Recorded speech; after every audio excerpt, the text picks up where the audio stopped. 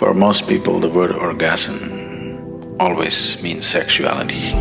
It gives you a certain sense of peak, but it doesn't take you to an absolute peak. But once one knows how to be orgasmic without the need of the physicality, then it's a perpetual orgasm. Generally, for most people, or at least in language, if not in experience, for most people, the word orgasm always means sexuality, but that's not the fact.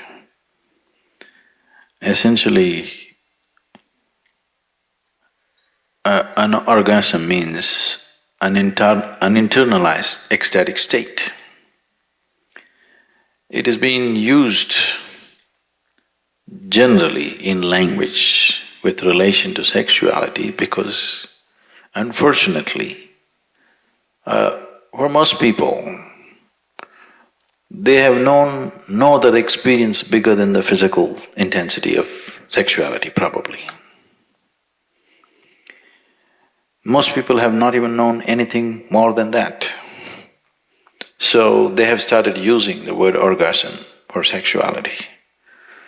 The word orgasm means much more than that your whole organism has reached a certain peak. Sexuality doesn't do that. It gives you a certain sense of peak, but it doesn't take you to an absolute peak where every cell in your body will burst. So, it is…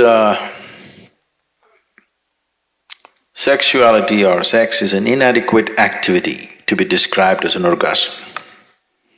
It's inadequate. It is just that when physically one reaches a certain state of ecstasy, there is a limitation. But once one knows how to be orgasmic without the need of the physicality, then it's a perpetual orgasm. In India, we have a better word for this. We call this ananda. Ananda is orgasmic. We described God as an orgasm. We said God is Ananda, Brahmananda.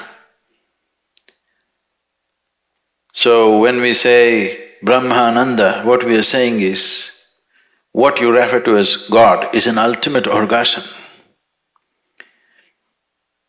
If you are sincere enough to look at life without the conditionings of the wasted religious processes, essentially the only thing that a human being is looking for is ultimate state of pleasantness.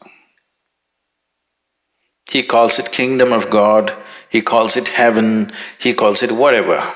Essentially, he is looking for an ultimate orgasm. He's not looking for anything else. So God has been described as Ananda, or God has been described as orgasm. Orgasm is not a sufficient word. Ananda is saying that thing in a much bigger way than the word orgasm says it. So in the East we called God as Ananda. Ultimate orgasm is God. If you want to settle for limited things, you can try sexuality, alcohol, drug. It will only enslave you, it doesn't liberate you. Because this is not Ananda, this is just pleasure. Pleasure is always entangling. People seek pleasure essentially because joy is missing, because bliss is missing. If you are blissful, you would definitely not seek pleasure, isn't it so? If you're right now really blissful, would you seek pleasure?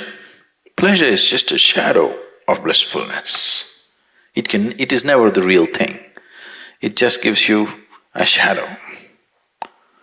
But when you have not known the real thing, even a shadow will do. I'm not against it, but if you do not realize the limitation of pleasure, you will get entangled in it. The more and more you seek pleasure, the more and more you get entangled to the objects of pleasure. But the more and more blissful you become, the more and more you become free from everything. When you're truly blissful, nothing is needed. No food is needed, no sleep is needed, even life is not needed. Actually, when you're truly blissful, you're willing to die. Please see this. Only that one who is constantly willing to die every moment of his life, only that one will know life. Because if you do not know how to fall into the abyss of life, you will never know the peak of life. Life is one inside the other, that's the problem. But people think one is against the other because they're using their logical mind to decipher life. Life and death are one inside the other. Are they one after another? They are not one after another, they are one inside the other, please see. And only if you willing to fall into that abyss of death, you will know the peak of life. Generally, in English language, if you're in a hopeless condition, we say, it is said in English, you're falling into a bottomless pit. Please understand this. Look at the superficial nature of people's understanding. If a pit is bottomless, there's really no danger, isn't it?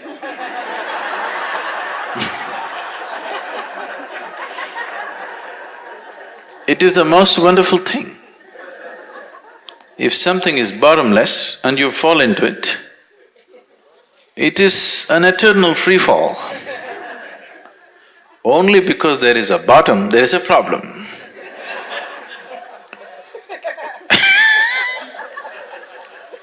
Once it happened, Shankaran Pillai fell off the second floor.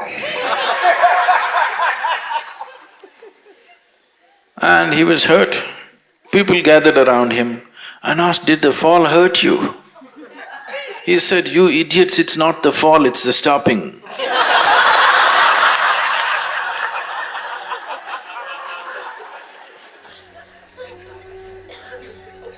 It's never the fall, it's always the stopping which hurts you, isn't it?